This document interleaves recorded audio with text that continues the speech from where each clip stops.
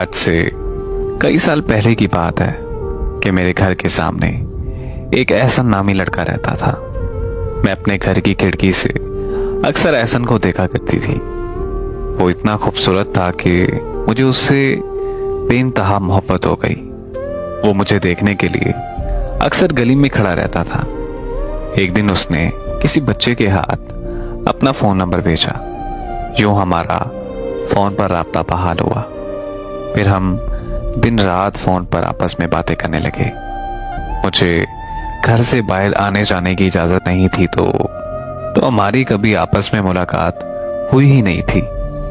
हम एक दूसरे को दूर से देखकर ही खुश हो जाते थे। 2 सालों बाद उसने मुझे बताया कि उसे ब्लड कैंसर हो गया है। ये सुनकर मैं बहुत रोई और उससे वादा किया कि मैं कभी भी उसका साथ नहीं छोड़ूंगी।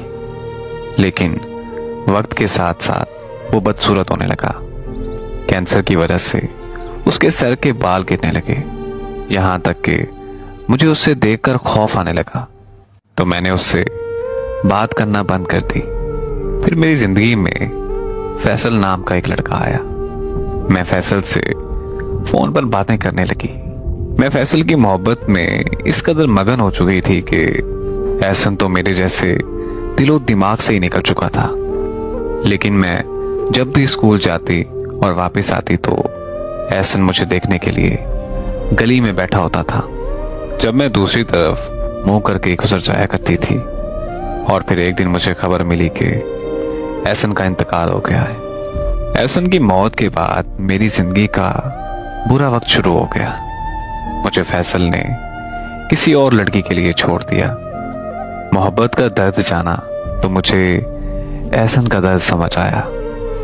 ये समझ आया कि एहसन मेरी वजह से किस कदर किन किन तकलीफों में मुब्तला रहता था। अब मैं कई सालों से अपने घर की खिड़की से बाहर घंटों घंटों तक एहसन को ढूंढती रहती हूँ, लेकिन वो मुझे कहीं नजर नहीं आता। और अब मुझे तो फैसल की कोई बात याद नहीं आती, मगर एहसन का चेहरा हर वक्त मेरी आंखों के सामने रहता है और मैं उसकी यादों में घंटों बैठ के रोती रहती हूँ। काश वो एक बार वापस आ जाए तो मैं उसके पांव पकड़कर माफी मांग लूंगी। सही कहते हैं कि इंसान की कदर तब होती है और उससे मोहब्बत तब होती है जब वो इस दुनिया से रुखसत हो जाता है। बहुत कम लोग होते हैं जो वक्त पर अपनी मोहब्बत की कदर करते हैं।